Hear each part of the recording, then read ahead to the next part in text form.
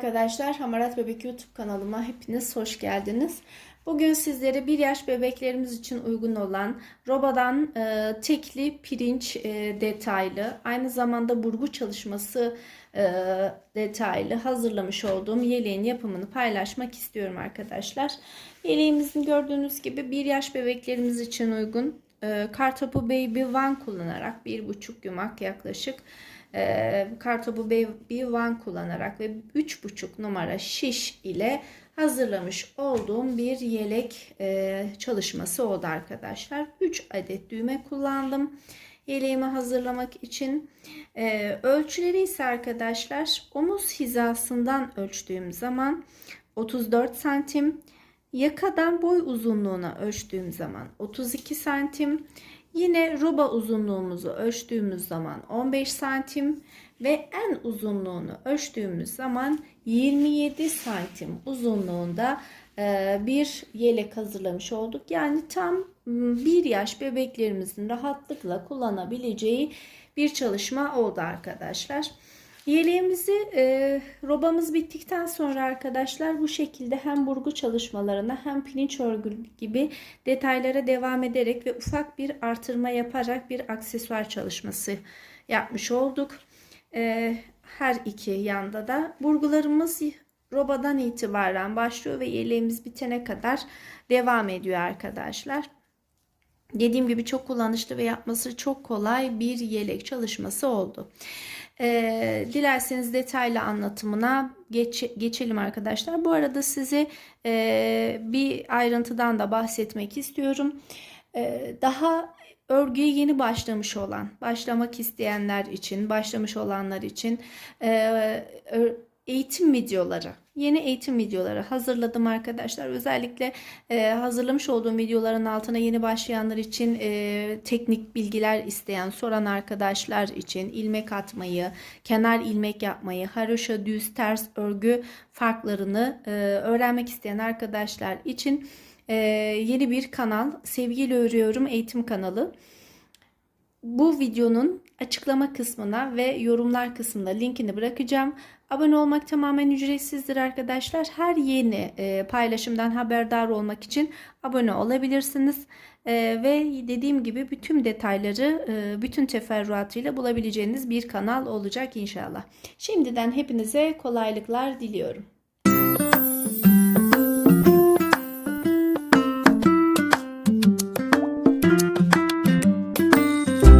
Evet arkadaşlar, artık yeleğimizi anlatmaya başlayabiliriz. Yeleğimiz için 1,5 yumak kadar Kartopu Baby One kullanacağım arkadaşlar. İp numaram 254. Poşetin içerisinden çıkararak da göstereyim. Renk numaramız 254 numaralı nar çiçeği rengini kullanacağım yeleğimiz için. Pirinç örgü, saç örgüsü ve düz örgülerden oluşacak bir çalışma hazırlayacağız sizlerle birlikte. Ve 1-1,5 yaş bebeklerimiz için de rahatlıkla kullanabileceğiniz ölçülerde bir çalışma olacak. İlk etapta şişime 80 ilmek takarak başlıyorum. 4 80 ilmeğimizi şişimize taktık ve ilmeklerimizi sabitledik buraya. Pirinç örgümüz nasıl oluşuyordu? Daha önceki örgülerimizde de göstermiştik arkadaşlar. Yine ilk defa pirinç örgü yapacak arkadaşlar için de detaylı bir şekilde göstermiş olalım. Pirinç örgümüzde ilk ilmeğimi ters olarak alıyorum. İkinci ilmeğimi düz. Bir ters, bir düz. Bir ters, bir düz, bir ters, bir düz şeklinde başa kadar örgümü bir ters bir düz olarak devam ettiriyorum.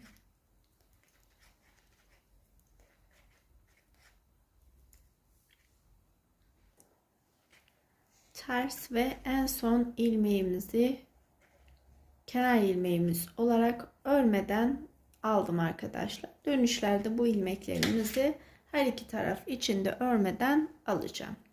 Şimdi dönüşte bu ilmeğimi kenar ilmeğim olarak örüyorum. Bu ilmeğimin haricinde arkadaşlar ilmeklerimin yönü aslında net bir şekilde ortaya çıkmış durumda.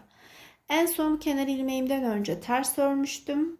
Arka tarafa döndüğümde ters örmüş olduğum örgüyü düz olarak gelen, gördüğünüz gibi ölçüdeki örgümüzü ters olarak duran ilmeğimizi ise düz öreceğiz. Bir önceki sırada tersle bitirdim ve tekrar dönüşte tersle başlıyorum. Bir ters bir düz öreceğimiz örgümüzde çaprazlama yapacağız. Yani ön yüze ters düşeni düz, düz yüze ters. Her seferinde bu örgü modelini değiştireceğiz. Şimdi o ilmeğimin gelişi, üçüncü ilmeğimin gelişi gördüğünüz gibi ters gelmiş. Bunu düz örmem gerekiyor. Düz gelmiş bu ilmeğimi ters örmem gerekiyor ki pirinç örgümüzü oluşturalım. Tersi düz, düzü ters örüyoruz. Pirinç örgüdeki mantık bu ve her sıra başında döndüğümüzde yine aynı şekilde tersi düz, düzü ters örerek devam ettireceğiz.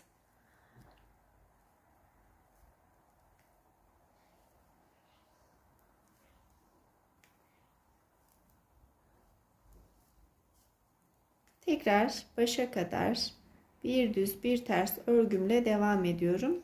Yalnız detayımız tersi düz, düzü ters örüyoruz. Evet, yeniden başa geldik arkadaşlar. Gördüğünüz gibi 2 sıradan oluşan pirinç örgümü örmüş oldum. Şimdi baştaki ilmeğimizi örmeden alarak bitirmiştik. Dönüşte ördüm ama düz ilmek tekniği şeklinde ördüm. Ve takip eden ilk ilmeğimiz ters olduğu için düz öreceğim. Düz ilmeğimizi ters. Bu şekilde 4 sıra oluşacak kadar pirinç örgümüzü örmeye devam edeceğiz. 2 sıramızı oluşturmuş olduk. Toplamda yakamız 4 sıradan oluşması gerekiyor. Ben şimdi gidiş ve dönüşlü olarak pirinç örgümü örüyorum. Her başa geldiğimde örgü tekniğim değişecek. Tersi düz, düzü ters öreceğim. Ve bu şekilde yakamızı tamamlayacağız. Evet arkadaşlar, gördüğünüz gibi pirinç örgümüzden oluşan yaka başlangıç kısmımızı tamamlamış olduk. Peki şimdi ilmeklerimizi nasıl ayıracağımızın detayları üzerinde duralım arkadaşlar. Pirinç örgümüze 80 ilmekten başladık. 4 sıra kadar pirinç örgü modelimizi uyguladık. Ve roba ayrım sayılarımız önler için 15 ilmek olacak. Ajurlarımızın, artırma ilmeklerimizin arasındaki kalan 4'er ilmeklerimize saç örgüsü uygulayacağız arkadaşlar. Kollarımız 9 ilmekten oluşacak. Arkamız 16 ilmekten oluşacak. Şu şekilde anlatırsak eğer 16 ilmek bizim arka beden için ayıracağımız sayımız olacak. Kollarımızı şu şekilde 9 ilmek ayırıyoruz. Ve önlerimiz için ayıracağımız ilmek sayımız 15 ilmek. Şu kısımlar artırma yapacağımız kısımlarımız ve bu kısımlara 4'er ilmekten oluşan saç örgümüzü uygulayacağız ve her 4 ilmeğin sağına ve soluna gizli artırma yapacağız. Şimdi uygulamalı olarak gösterecek olursak yeleğimize 15 ilmeğimizin 7 ilmeğini yanlarımız için kullanacağım arkadaşlar. Bunun için baştaki ilmeğimizi yine dönüşte örüyorum. Pirinç örgü olarak devam edecek yine yan patlarımız.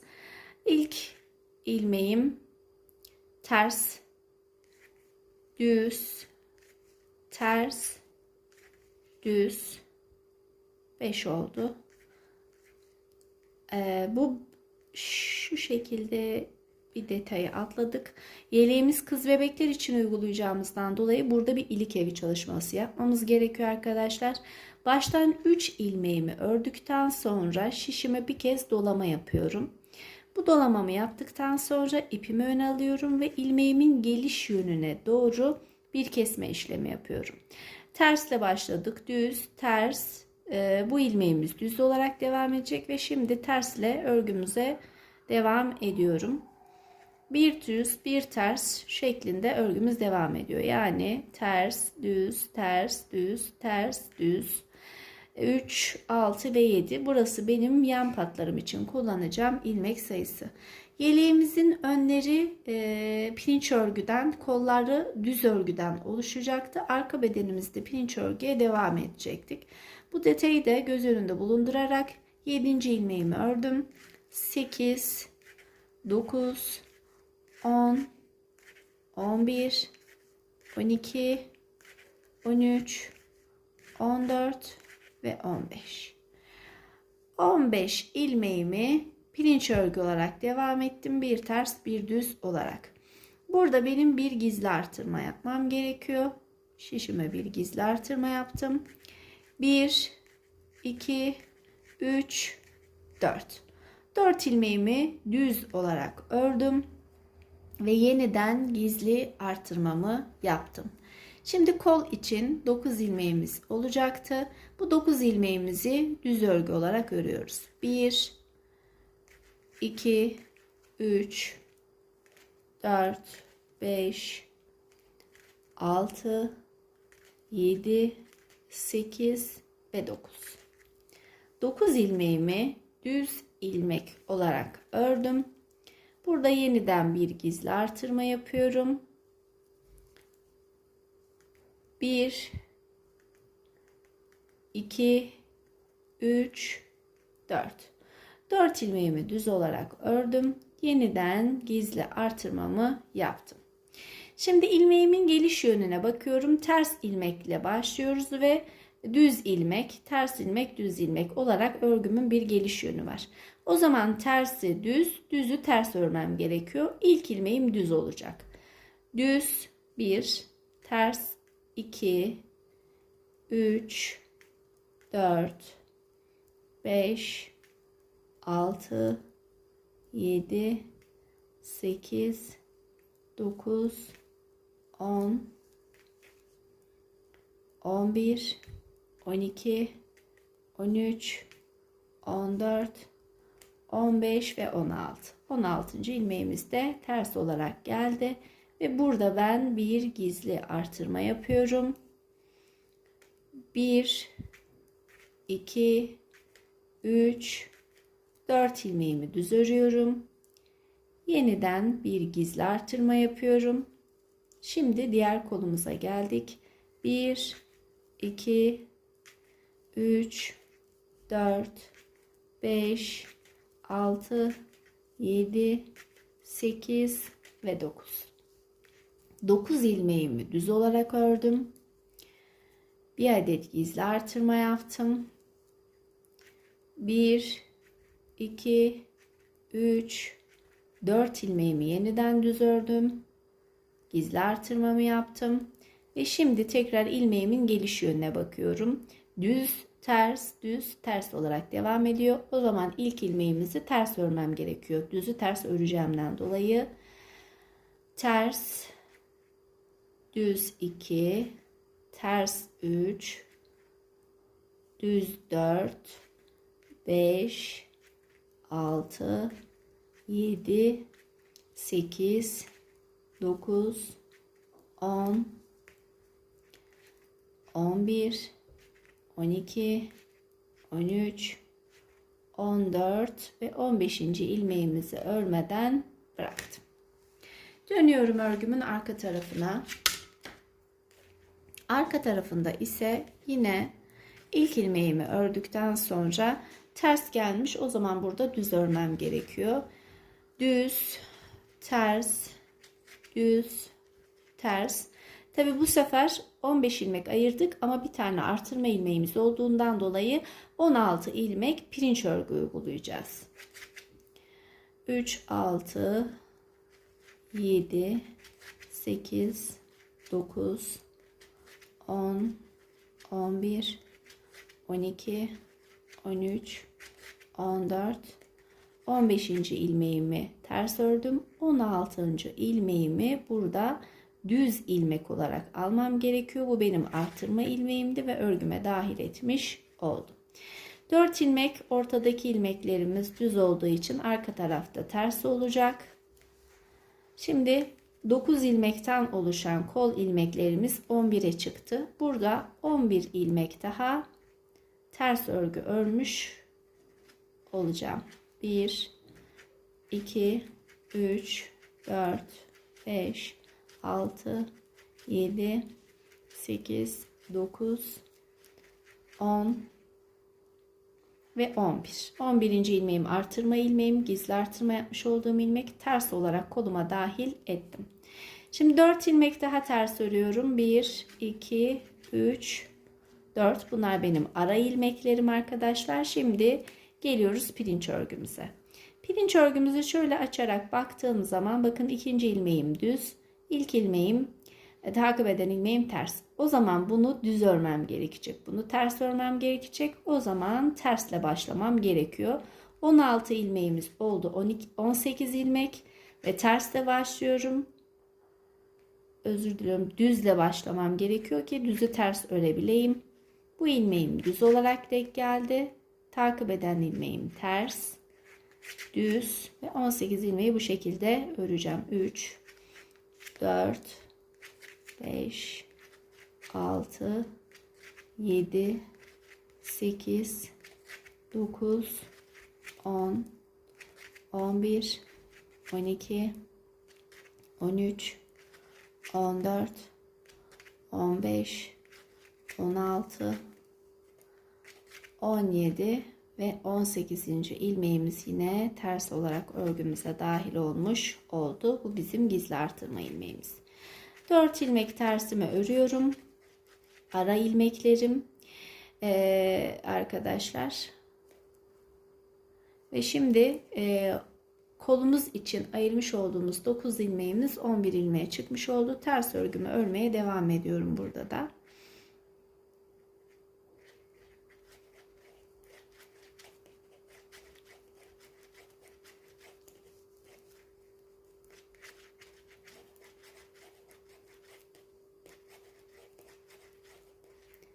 Birinci ilmeğim, artırma ilmeğim ve ters olarak örgüme dahil ettim.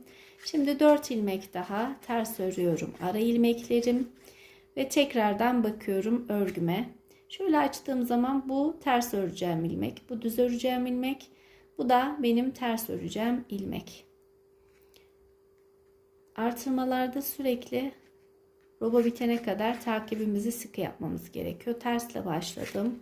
Düz, ters şeklinde 15 olarak ayırdığımız ön ilmeğimiz 16'ya çıkmış oldu artırmamızla birlikte ve 16 ilmeğime pirinç örgümü uyguluyorum. Tersi düz, düzü ters örerek.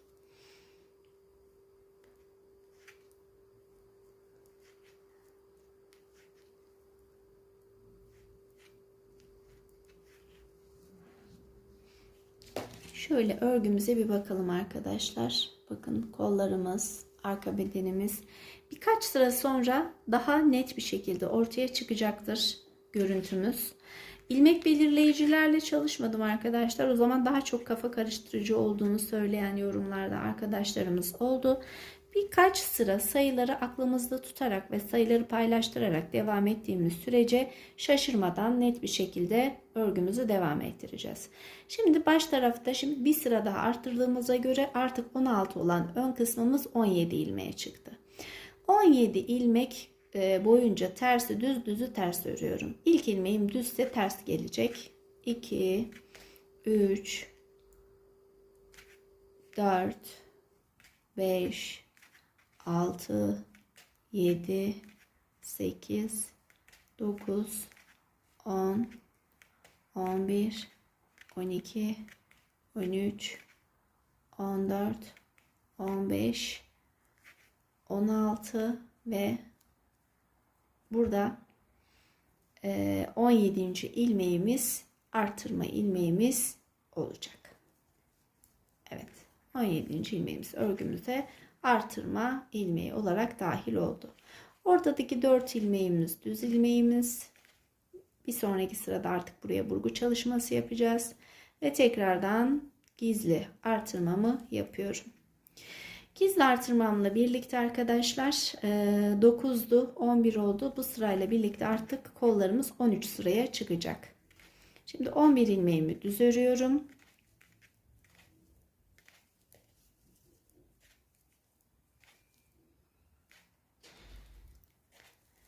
Bir ilmeğimi düz ördükten sonra ortada tekrardan gizli artırmamı yaptım ve böylelikle başında ve sonundaki artırmalarımızla 13 ilmeğe çıkmış oldu. Şimdi 4 ilmek düzümü örüyorum ve tekrardan burada gizli artırmamı yapıyorum. Şimdi arkadaki bedenimize başlıyoruz. Şöyle örgümüzün geliş yönlerine bakalım. Ters düz gelmiş arkadaşlar. O zaman düzümüzü ters, tersimizi düz 18 ilmeğimizi örelim. 3 4 5 18 ilmeğimize pirinç örgümüzü uyguladım. Gizli artırma yapıyorum. Şimdi 4 ilmek düzümü ördükten sonra yeniden gizli artırmamı yapıyorum. 11 ilmek düzümü örüyorum.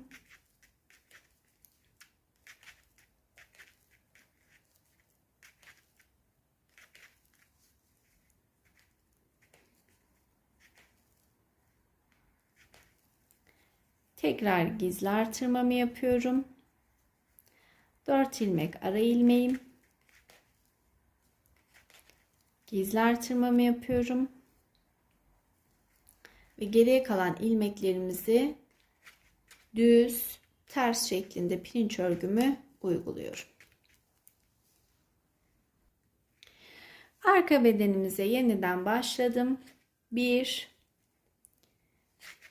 2 3 4 5 6 7 8 9 10 11 12 13 14 15 16 ve 17. 17 ilmeğimize pirinç örgümü uyguladım. Şimdi arada 4 sabit ilmeğim var. Ters olarak ördüm. Kollarımız 9 ile başlamıştı. 11 ile devam etmişti. Şu an 13 ilmeğe artırmalarla ulaştı. 13 ilmeğimi ters örüyorum. 1 2 3 4 5 6 7 8 9 10 11 12 ve 13. Artırma ilmeğime gelene kadar zaten artırma ilmeğim de gayet net bir şekilde belli arkadaşlar. Ortadaki sabit ilmeğim 4 ilmek ters. İlmeklerimi de ters olarak ördüm. Arkadaki ilmeğimiz 16 ile başladı. 18'e ulaştı ve şu an 20 ilmek. 20 ilmeğimizi pirinç örgü uygulayacağım. Tersse bir önceki ilmeğime bakıyorum. Tersse bunu düz örmem gerekiyor. O zaman yine ters ilmek olarak başlamam gerekiyor arka bedenimizi. Tersle ilk ilmeğime başladım. Düz ters şekilde 20 ilmeğimi yani bir sonraki artırma ilmeğime kadar örüyorum. Yine ara ilmeğime geldim. 4 ilmek tersimi ördüm. Kolumdaki bütün ilmeklerimi yeniden ters ördüm.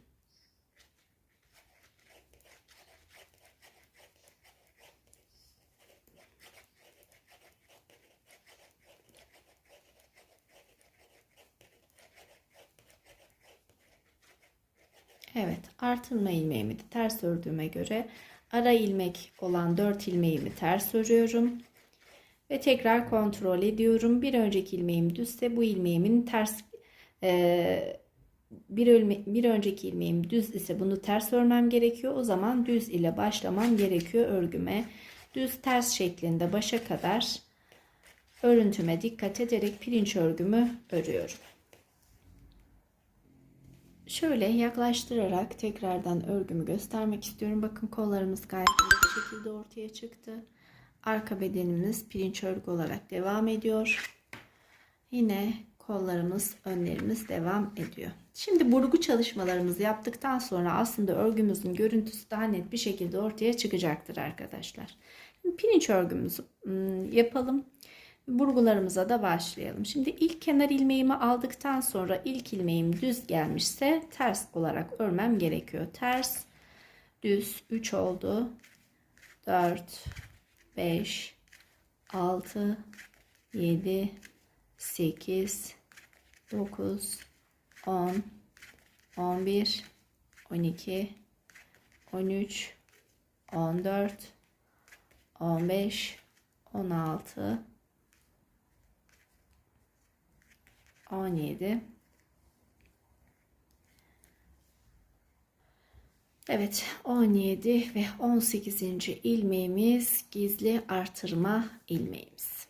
Önlerimizin sayısı artık bu sıramızda birlikte pirinç örgümüze devam ediyoruz ve 18'e çıkmış oldu. Şimdi bakıyorum, kol için ayıracağımız ilmeklerimiz bu kısımda ve gizli artırma. Gizli artırmamızın önünde 4 tane düz ilmeğimiz var. Bu 2 ilmeğimi sağdaki şişime alıyorum. 4 ilmeğimi sağdaki şişime alıyorum. Geride kalan 2 ilmeğimi önden olacak şekilde geri bırakıyorum. Sağdaki kalan diğer 2 ilmeğimi arkaya denk gelecek şekilde soldaki şişime aktarıyorum. Bu bırakmış olduğum 2 ilmeğimi üstten alarak bir dolama yapıyorum ve tekrar sol şişime takıyorum. Ve yeniden bu ilmeklerimi düz olarak örüyorum. Burada bir burgu çalışması yaptık ya da saç örgüsü çalışması, sizin tabirinizde hangisi uygunsa, ve bu çalışmayı yaptıktan sonra bir adet gizli artırmamı yapıyorum. Kollarım için 1, 2, 3, 4, 5, 6, 7, 8, 9, 10, 11, 12 ve 13. 13 ilmeğimi düz ördükten sonra yine bir gizli artırma yapıyorum. 4 ilmeğim için burgu çalışması yapıyorum.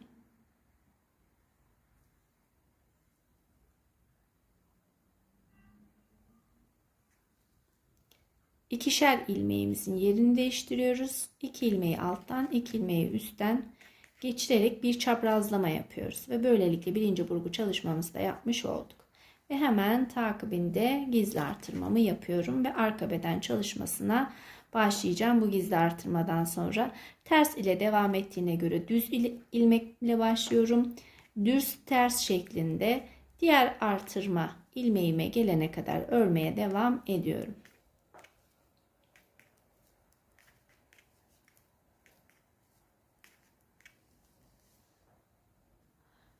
Sabit 4 ilmeğime geldim. Gizli artırmamı yaptım. Bir burgu çalışması yapıyorum burada.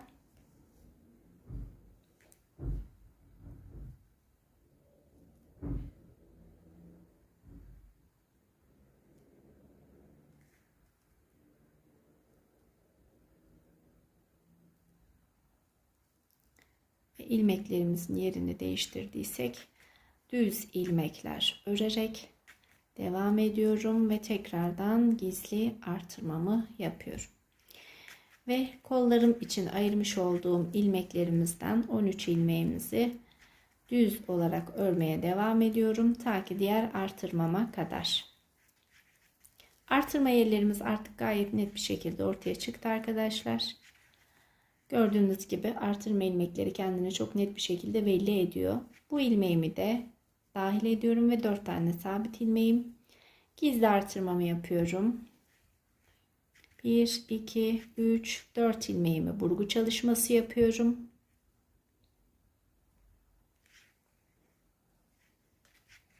Ve düz olarak örüyorum burgu çalışması yapmış olduğum ilmeklerimi. Ve tekrardan gizli artırmamı yapıyorum. Ve ilmeğime bakıyorum. En son ters ördüğüme göre bu ilmeği düz örmem gerekiyor. O zaman ters ile başlamam lazım. Ters düz şeklinde başa kadar pirinç örgümü uyguluyorum. Arka beden çalışmamıza geldiğimizde yine pirinç örgümüze devam ediyoruz. Tersi düz, düzü ters şeklinde. Burgu çalışmalarımızı da ters örgü olarak artık aradaki ilmeklerimizle devam ettiriyoruz biliyorsunuz. Yani arka ve ön bedenlerimiz pirinç örgü. Kollarımız düz örgü ve arka tarafta ters örgü. Burgu çalışmalarımız ise her 3 sırada bir yapacağımız işlem. Daha sonrasında düz olarak devam edecek. Şimdi en son ters ördüğüme göre düzümü örüyorum. Burgu çalışması yapmış olduğum aradaki 4 ilmeğimi de ters örüyorum ve kollarım için artık ilmek sayım 13'ten 15'e çıktı. 15 ilmeğimi ters olarak örüyorum. Sanırım artık modelimizin görüntüsü ortaya çıktığına göre şu şekilde göstereyim arkadaşlar. Sizler tarafından da anlaşılmış oldu. Gördüğünüz gibi burgu çalışmasını yaptığımız yerler gayet net belli. Arka bedenimiz pirinç örgü. Yine bir burgu çalışmamız var. Yine düz örgümüz ve yine pirinç çalışmamız. Bu şekilde artırmalarımıza devam edeceğiz arkadaşlar. Pirinç örgü sıralarımıza devam etmemiz gerekiyor. Ve her sıra bu 4 tane sabit ilmeğimizin sağına ve soluna gizli artırma yapacağız. Tersten geliş 1, gidiş 2, dönüş 3 olarak düşündüğünüzde tekrar ön yüze yani 4. sıraya döndüğümüzde burgu çalışmasını yeniden yapacağız. Bu detayı atlamadan arkadaşlar, şimdi mesela birincisini dönüşünü yaptım. Bir kez daha önden gideceğim, bir kez daha arkadan geleceğim ve tekrar 4. sıraya döndüğümde burgu çalışmasını yeniden yapacağım. Düz, ters, düz olarak arkamız başlıyor. Başa kadar geldiğimde yine son halini paylaşacağım size ve bundan sonrasını aynı şekilde devam ettireceğiz. Evet, burgu çalışmalarımız kollarımızın arasında. Arka bedenimiz pirinç örgü. Yine burgu çalışmalarımız. Bu şekilde örgümüze devam edelim arkadaşlar. Şu aradaki pirinçleri saydığımızda her 10 pirinç oluştuğunda da bir adet ilik evi açacağız. Şimdi ben bir müddet daha öreceğim ve toplamda kaç tane burgu çalışması yaparak ve ilmek sayım kaça gelene kadar ördüğümün net sayılarını yine sizlerle paylaşacağım. Evet arkadaşlar, şimdi örgümüzün son haline şöyle bir bakalım. Önlerimizde pirinç örgümüz devam etti gördüğünüz gibi. Kollarımız düz örgü, arkamız gördüğünüz gibi pirinç örgümüz. Saç örgü burgularımız devam etti kollarımızın arasında. Ve şimdi kol çalışmasını yapabileceğimiz hizaya geldik. Toplamda arkadaşlar şu şekildeki tomurcuklar arasını saydığımda 1, 2, 3, 4, 5, 6, 7, 8. 8 tomurcuk oluştuktan sonra bir adet daha ilik evimi açmış oldum. 8 tomurcuk sonra tekrardan bir ilik evi daha açacağım. Üçüncü ve son ilik evim olacak arkadaşlar o benim. Şimdi burgularımızda toplamda kaç burgu yaptım? 1, 2, 3, 4, 5, 6.sını yapmak üzereyim. Burgularımızı da bu şekilde çalıştık ve şu an tam 13. artırma sıramdayım arkadaşlar. Burada 14. sırama başlarken artık hem burgu çalışmamı yapacağım, hem artırmalarımı yapacağım, hem de koldaki örgü stilimizi tekrardan değiştirmemiz gerekecek. Şimdi baştan yine bir ters bir düz örgümü örüyorum. Yalnız tersleri düz, düzleri ters şeklinde pirinç örgüme devam ediyorum.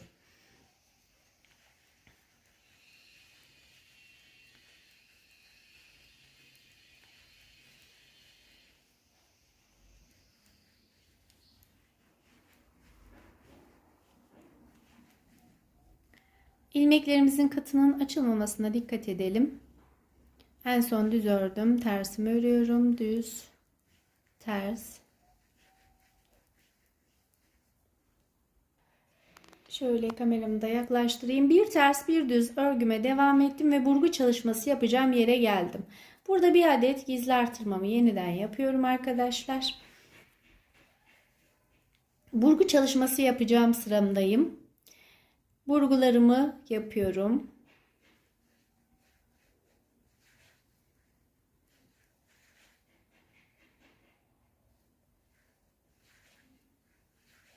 Dört adet düzümü burgu çalışmasından sonra ördüm ve bir adet daha gizli artırma yaptım. Şimdi bu gizli artırmadan sonra arkadaşlar ilmeğimi öne alıyorum. Bir ters,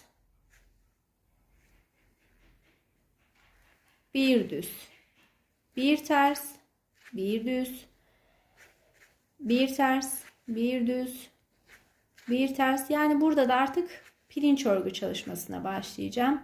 Bir ters, bir düz şeklinde örgümü örmeye devam ediyorum. Toplamda kolum için 4 sıradan oluşan bir pirinç örgü. Yani aynı yakadaki gibi bir pirinç örgü oluşturacağız ve artık kol kesimlerimize başlayacağız.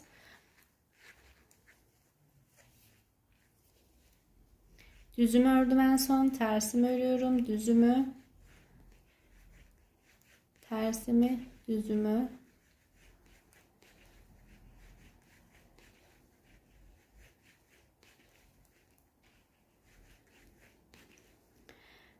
En son ters örgümü ördüm. Bir adet gizli artırmamı yaptım. 1, 2, 3, 4 düz ilmeğimi sağ aldım. İkisini bıraktım. Gerideki ikisini taktıktan sonra yerlerini değiştirdim. Üstten aldığım 2 ilmekten sonra 4 ilmeğimi düz örgümü ördüm. Yeniden burada gizli artırmamı yaptım ve bakıyorum düz ters gelmesi gerekiyor. İlmeklerim, ipimi öne alıyorum.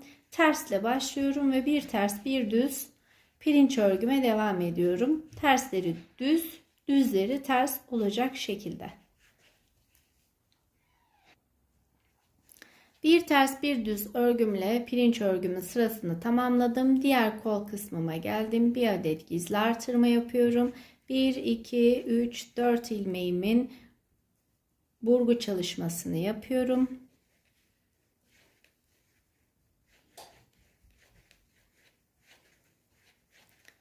Tekrar gizli artırmamı yapıyorum. Şimdi diğer kolumuz için yine ipimi öne aldım. Tersle başladım ve bir ters, bir düz ilmeklerimin geliş yönüne göre pirinç örgüme başladım. Yine burgu çalışacağım kısma geldim. 1, 2, 3, 4 burgum. 4 ilmekten oluşan burgularımın yerlerini değiştiriyorum. İkisini alttan, ikisini üstten olacak şekilde bir çaprazlama yaptım.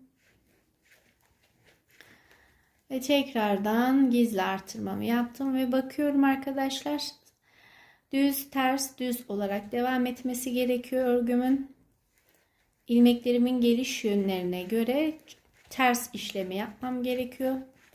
Düzleri ters, tersleri düz örerek başa kadar gelmiş olduk. Toplamda şimdi arkadaşlar komple aslında örgümüz burgularımızın haricinde 4 ilmek düzün haricinde kalan kısım tamamen artık pirinç örgü olarak devam edecek.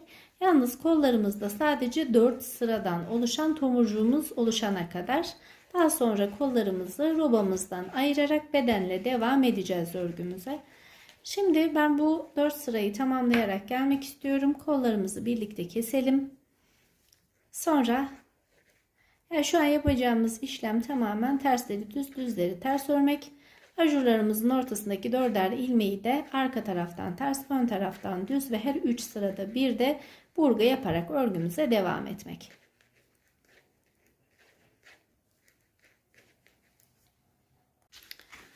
Evet arkadaşlar, şimdi kollarımızdaki gördüğünüz gibi pirinç örgümüzde 1, 2, 3, 4 sıradan oluşacak şekilde tamamlamış olduk. Artırmalarımız devam etti. Ve şu an robamızı bu sıramızla birlikte tamamlamış olduk. Artık kol kesimlerimize başlayabiliriz. Kollarımızın kesimini nasıl yapıyoruz arkadaşlar? Bu sırayla birlikte kol kesimimizi yaparken baştaki 7 ilmeğimiz pirinç olarak devam edecek. İlk ilmeğimi örmeden aldım.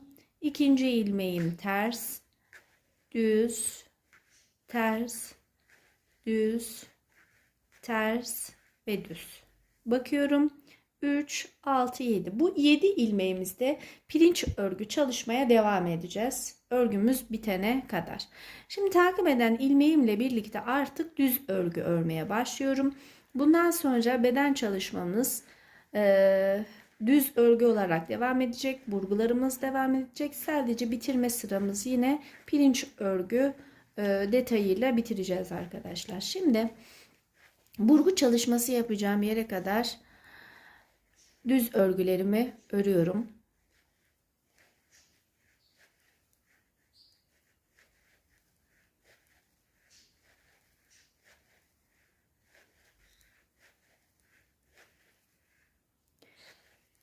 Şimdi arkadaşlar bu 4 ilmek benim burgu çalışacağım ilmek. Ortadaki, şu kenarlardaki artırma ilmeklerim, ajurlarım. Bu 4 ilmeğimin sağındaki ve solundaki birer ilmeği ters olarak öreceğim. Sadece burgu çalışmam biraz daha net olarak ortaya çıksın diye. Bu ilmeğimi ters örüyorum. Örgüm bitene kadar arka yüzden düz, ön yüzden ters olarak örmeye devam edeceğim. Burada bir burgu çalışması yapıyoruz. Çünkü artık 3. kısmına geldik. Burgularımı yaptım.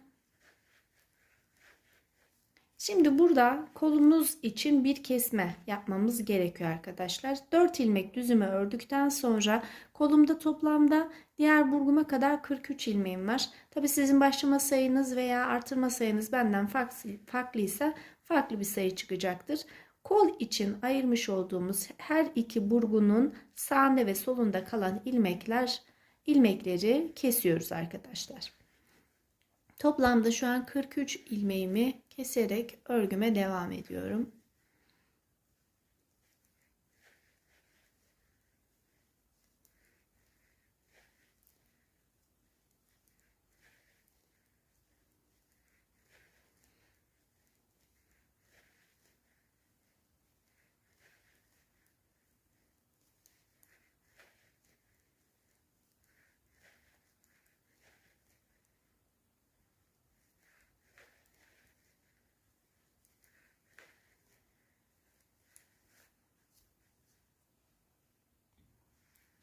Evet, 43 ilmeğimin kesmesini yaptım arkadaşlar. Son ilmeğimi ördükten sonra bu bir tane ilmeğim yine ters olarak örgümde devam edecek.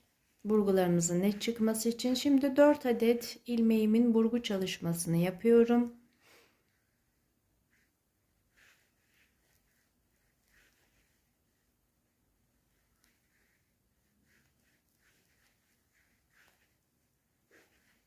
Artık arka bedenimiz de arkadaşlar düz örgü olarak devam edecek. Yalnız burgumuzu belli etmek için ilk ilmeğimi ters örüyorum ve diğer kalan ilmeklerimi düz olarak devam ediyorum. Diğer kolumdaki burgu çalışmasına gelene kadar.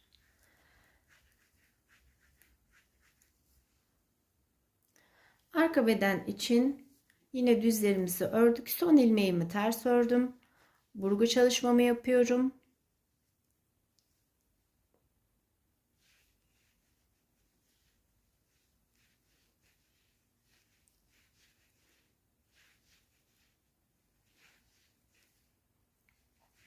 İlk ilmeğimi ters olarak örüyorum arkadaşlar ve tekrar burada da kesme işlemlerine başlıyorum. Yine düz örerek kesmemiz gerekecek.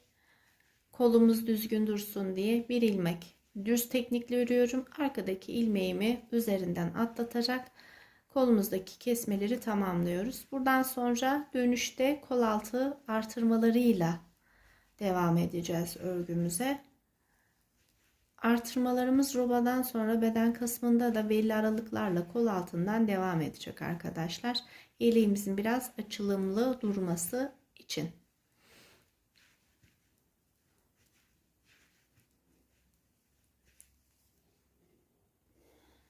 Kesme işlemimi kolum içinde tamamladım arkadaşlar. Şimdi şu bir ilmeğim ters.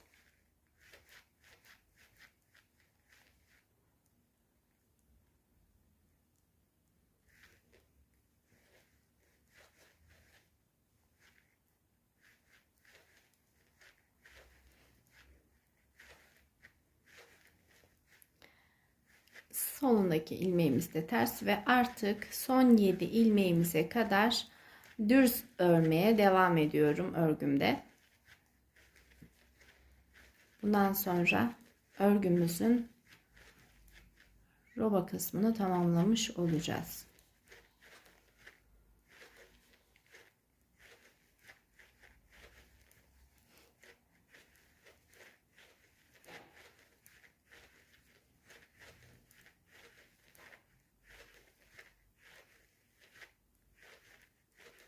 Bakıyorum 3, 6, 7. 7 ilmeğim kaldığına göre ilk tersle başlıyorum. Bir ters, bir düz. Tersleri düz, düzleri ters örmem gerektiği için düzümü örüyorum. Ve son ilmeğimi yine örmeden alıyorum. Örgümün arka tarafına döndüm arkadaşlar. Arka tarafında nasıl bir çalışma yapacağız? Yine 7 ilmeğimi tersimi düz, düzümü ters olarak örüyorum. 3, 4, 5, 6 ve 7. Şimdi kol altına kadar ilmeklerimi ters örgü tekniğimle örmeye devam ediyorum.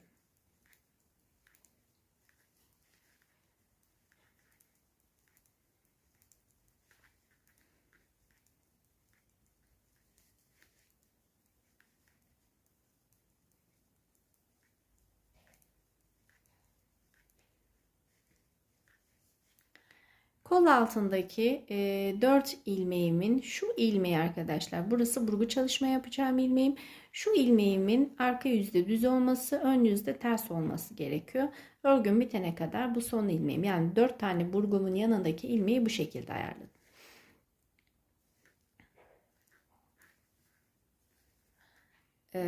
Evet, şu ilmeğimizin burada düz olması gerekiyor. Şimdi 1, 2, 3, 4 tane tersimi ördüm burgu çalışmam için. Şu bir ilmeğim tekrardan ön yüzde ters duracak, düz olarak ördüm. Kol altına 1, 2, 3 kez artırma yaptım. Bu artırmalarımızı her pirinç örgümüzdeki şu tomurcuklardan 3 adet oluştuğunda birer tane sağına ve soluna artırma yaparak devam edeceğiz. 3, 5, 7 şeklinde bir müddet artacağız arkadaşlar. Kol altımızın daha geniş durması için, yani beden kısmında bir genişleme olacağı için. Şimdi bu 3 ilmek artırmadan sonra bir burgu çalışmamız daha vardı. Burgumuzun ilk ilmeği arka yüzde düz, 4 ilmeğimiz ters, tekrar bir ilmeğimiz düz olarak devam edecek ve kalan ilmeklerimiz arka bedende ters olarak örüyorum. Şöyle ön yüzden göstereyim arkadaşlar. 2 adet burgumuz var. Biri kolda, biri arka bedende. Bu 4 tane sabit burgu çalışması yaptığım ilmeğin sağında ve solunda birer ilmeğimiz ters olarak ön yüzde devam edecek. Şimdi arka bedendeki terslerimi örüyorum.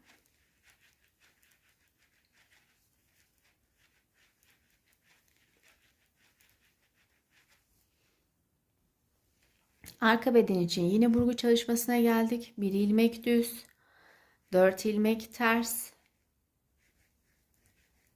1 ilmek düz, 3 ilmek artırma yapıyorum.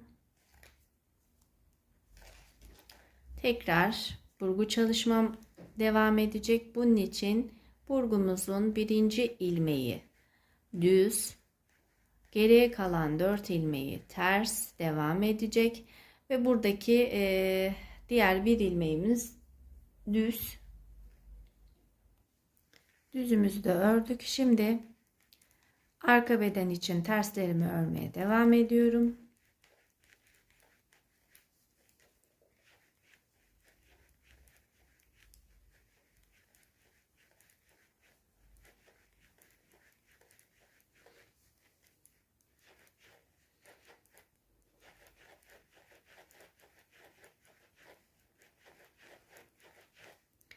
Üç, 6, 7. 7 ilmek kaldığında tersimi düz, düzümü ters olarak yan patlarımızdaki pirinç örgülerimiz devam ediyordu. Pirinç örgülerimi de örerek sıramı tamamladım. Şimdi örgümüzde şöyle bir son hali paylaşımı yapalım.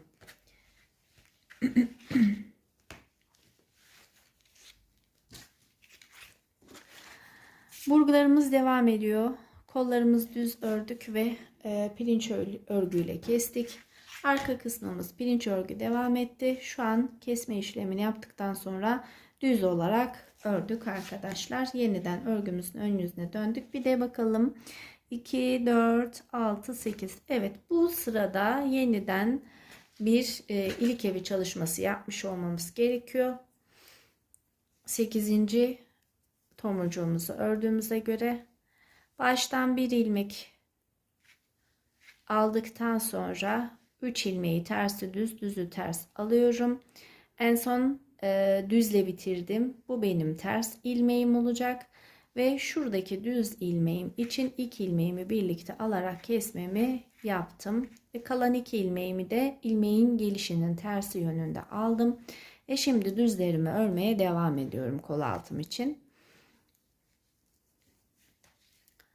Kol altlarımız pirinç örgü olarak örmeye devam edeceğiz arkadaşlar. Artırma ilmeklerimiz pirinç örgü olarak örgümüze dahil olacak. Düzlerimi örüyorum. Kol altına geldiğimde 2 sıra sonra tekrar artırmamı yapacağım. Her artırdığım ilmek de örgüme pirinç örgü olarak dahil olacak. Şimdi burgu çalışmam için bir ilmek ters. 1, 2, 3, 4. 4 ilmek düzümü ördükten sonra bir ters bir düz şeklinde bir ters bir düz ve bir adet ters olarak pirinç örgümü ördüm. Şimdi burgu çalışmamın yanındayım. Bir ters 1, 2, 3, 4. 4 düzümü ördüm. Bir tersimi ördüm. Ve arka beden için tekrardan düz örgümle devam ediyorum. Diğer kol altında da aynı işlemi yapacağım arkadaşlar. Pirinç örgü devam edecek kol altımızda. Bir kere gidiş bir kere dönüşten sonra kol altımızdaki 3'er ilmeğimize birer tane artırma ilmeği ekleyeceğiz ve 5 ilmeğe çıkaracağız. Şimdi o kısma gelene kadar örüp geliyorum. Tekrar döndüğümde artırmaları birlikte yapalım. Evet, örgümüzün ilk artırma sırasına başlayacağız artık arkadaşlar. Şimdi başta yine 7 ilmek pirinç örgümü örmeye devam ediyorum. 4, 5, 6 ve 7. Kol altındaki saç örgüsü yani burgu çalışmasını yapacağım yere kadar düz örgülerimi örüyorum.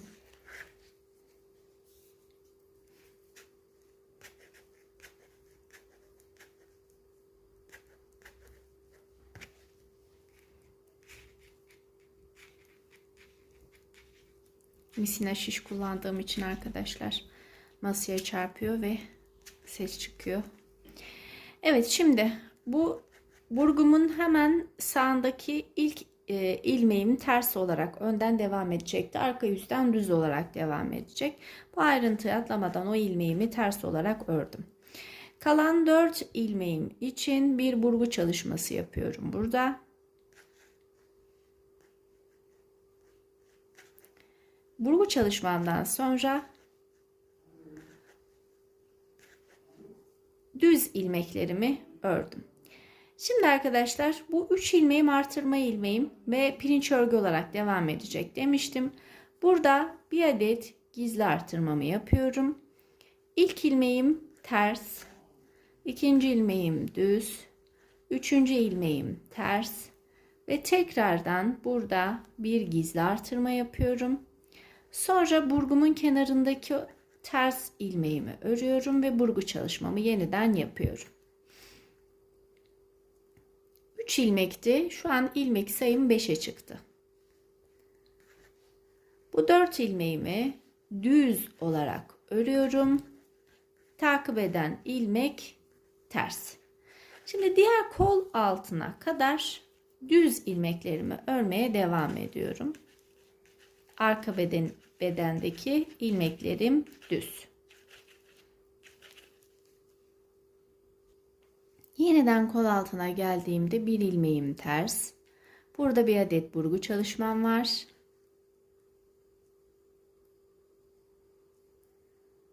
İlmeklerimin yerini değiştirerek burgu çalışmamı yapıyorum.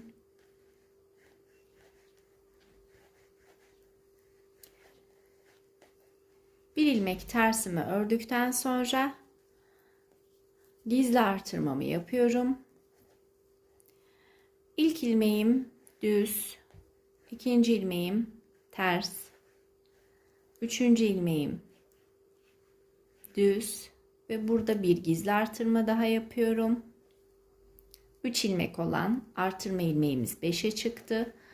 Burgumun yanındaki tersi ördükten sonra burada bir burgu çalışması yapıyorum.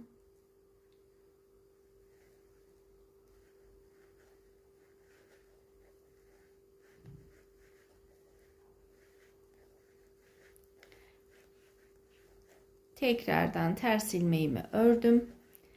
Şimdi başa kadar düzlerimi örüyorum. Son 7 ilmeğim pirinç örgü. Şimdi şöyle bir detaya değinelim arkadaşlar. 3 ilmek artırma yaptık ve burgu çalışmasını, ilk burgu çalışmasını yapacağımız kısımda 3 ilmeğimizi kenarlardan gizli artırma yaparak 5 ilmeğe çıkardık. Şimdi bir dahaki burgu çalışmasında, yani bir gidiş, bir dönüş, bir gidiş olarak düşündüğünüzde tekrardan burgu çalışması yapacağımız yere geldiğim zaman yeniden bu 5 ilmeği 7 ilmeğe çıkaracağız. Sağından ve solundan gizli artırmalarımızı yapacağız.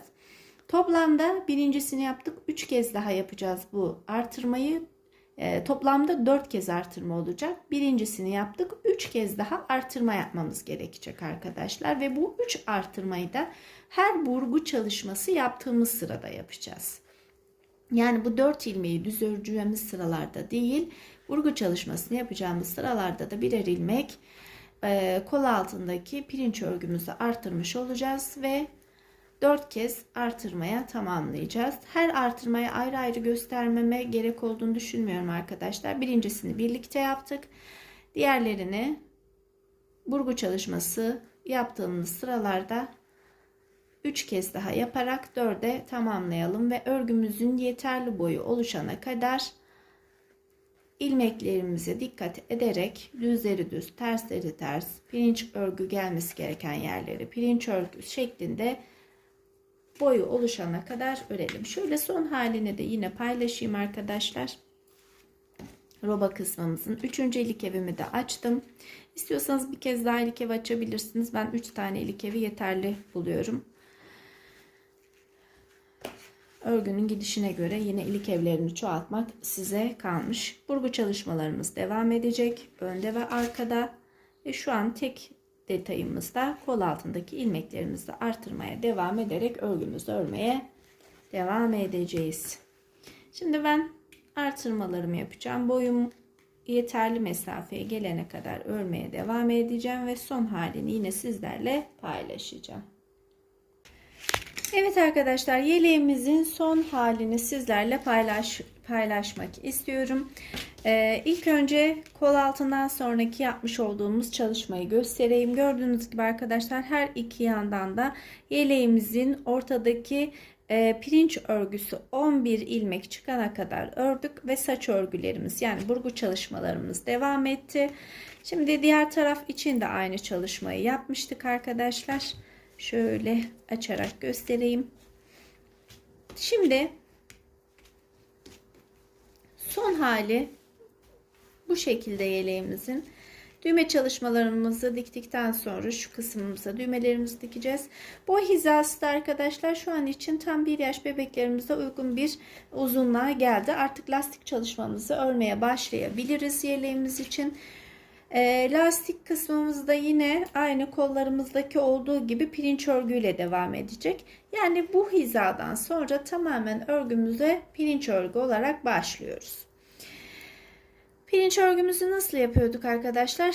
Patlarımız yine tersi düz, düzü ters şeklinde örerek devam ediyor 7 ilmeklerimiz. En son ters ilmeği ördüğüme göre sıradaki düz olacak. Takip eden ilmek ters, bir ters bir düz olarak örmeye devam ediyorum. Toplamda arkadaşlar 4 adet pirinç oluşana kadar bu şekilde her yönünde tersi düz, düzü ters örerek pirinç örgümüzü tamamlayacağız ve kesme işlemimizi yaparak yeleğimizi sonlandıracağız arkadaşlar. Yine ben pirinç örgümü öreyim. Kesme işlemini birlikte yapalım. Düğmelerimizden sonra da son halini yine sizlerle paylaşmış olayım. Evet arkadaşlar, gördüğünüz gibi şimdi lastik kısmımızı da tamamlamış olduk. Üst üste tomurcuklarımızı saydığımda 4 adet tomurcuk oluştu. Bu da lastik boyu için yeterli yeleğimizin. Şimdi kesme işlemlerine başlayabiliriz arkadaşlar. Bir ilmek düz örüyorum. Arkadaki ilmeği üzerinden atlatarak kesme işlemi yapıyorum. Yalnız kesme işlemimizi çok sıkı yaparsak eğer yeleğimizin görüntüsü ve estetikliği bozulacaktır. Bunun için ne çok sıkı ne çok gevşek arkadaşlar. Arada elimizle sıkılığını şu şekilde kontrol ederek ayarlamasını yapalım ve bir ilmek düz örüp arkasındaki ilmeğimizi üzerinden atlatarak kesme işlemimize sonuna kadar devam edelim. Yakadan başlama bir yelek yaptığımız için ve kolları üzerinde ördüğümüzden dolayı herhangi bir dikiş işlemine gerek kalmayacaktır arkadaşlar. Kesme işlemimiz bittiğinde yeleğimiz de tamamlanmış olarak bitecek. Sadece düğmelerini dikeceğiz 3 adet ve son bulmuş olacak çalışmamız. Bakıyorum. Evet, biraz daha gevşetmem gerekiyor. Şu şekilde esnettiğimde esneyecek durumda olması gerekiyor arkadaşlar kesmemizin. Çünkü sık olduğu zaman kullanım sıkıntısı oluşacaktır ve görüntü olarak esnek bir görüntü olmasını istiyorum. Son ilmeğimize kadar kesip geliyorum. Düğmelerini de dikeceğim arkadaşlar ve son halini yine ölçüleriyle birlikte sizlerle paylaşacağım. Yapması çok zevkli, çok kolay bir yelek paylaştık arkadaşlar. Biraz dikkat istiyor ama kullanış açısından da örmek açısından da çok keyifli hazırladığımız bir çalışma oldu. Evet arkadaşlar, yeleğimizi tamamlamış oldum. Gördüğünüz gibi düğmelerimizi ben elma düğme kullandım. İsterseniz inci düğme olarak da dikebilirsiniz. Yani istediğiniz şekilde, hatta düğmeleri devam da ettirebilirsiniz. Ama ben bu şekilde görünümlü daha şık buldum. Peki yeleğimiz kaç santim? Omuz hizasından tam tepe noktasından ölçtüğümde 34 santim. Yaka uzunluğundan ölçtüğüm zaman 32 santim. Roba uzunluğunu ölçtüğüm zaman arkadaşlar şu şekilde tam 15 santim ve en uzunluğunu ölçtüğüm zaman da 27 santim ebatlarında bir yelek, yani tam 1 yaş bebeklerimiz için uygun olan bir çalışma hazırlamış olduk. Yeni anlatımlarda buluşup görüşmek dileğiyle arkadaşlar. Sevgiyle kalın, takipte kalın, hoşça kalın.